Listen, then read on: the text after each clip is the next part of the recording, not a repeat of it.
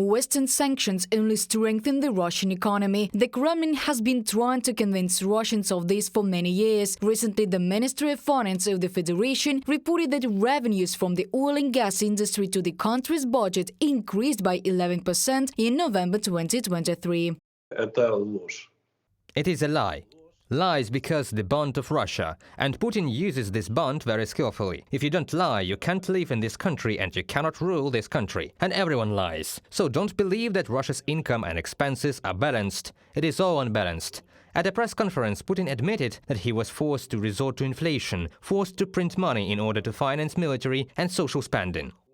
Experts ask the question, with what period do Ministry of Finance officials compare revenues from fuel sales? Over the 11 months of 2023, writes the same Ministry of Finance, oil and gas budget revenues decreased by more than 23% compared to the same period in 2022. Simple calculations show that Ministry of Finance officials are falsifying the facts. But the truth is that restrictions on the Russian energy sector are working, and the Federation's oil and gas revenues are rapidly declining. This blow was very effective. The fall in Russian budget revenue was virtually catastrophic. If we take only the oil and gas sector, this is almost 50%. The fall in the budget as a whole was more than a third. In the first quarter of 2023, Russia actually ran out of the budget deficit that was planned for the year. International organizations are also reporting problems in the Russian energy sector after the introduction of an oil price ceiling. Revenue from the sale of crude oil fell the most, followed by petroleum products.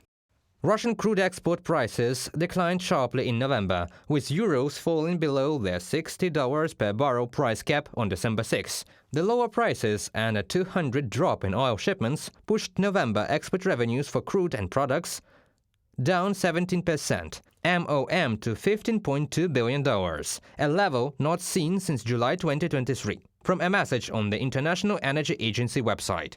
Diversification of oil supplies to India and China does not help the Kremlin either. The Reuters agency, citing sources close to the Central Bank of Russia, writes that India insists on paying for raw materials in rupees. These are unfavorable conditions for Moscow, experts say. The Russian Federation simply does not need that many rupees, since imports from India are insignificant.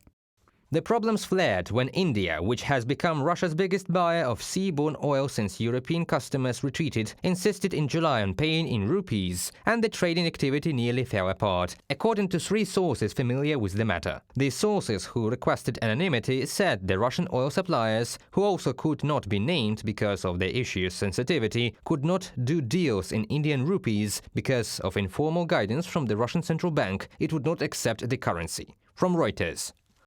Experts from the Center for Research on Energy and Clean Air confirmed that the income of the Russian energy sector is declining. In December 2023, the organization reported that Russia lost 34 billion euros in export revenue after the introduction of a ceiling on oil prices and a ban on its transportation by sea to EU countries. Reported by Diana Kolesnik, Larissa Zubenko, UATV News.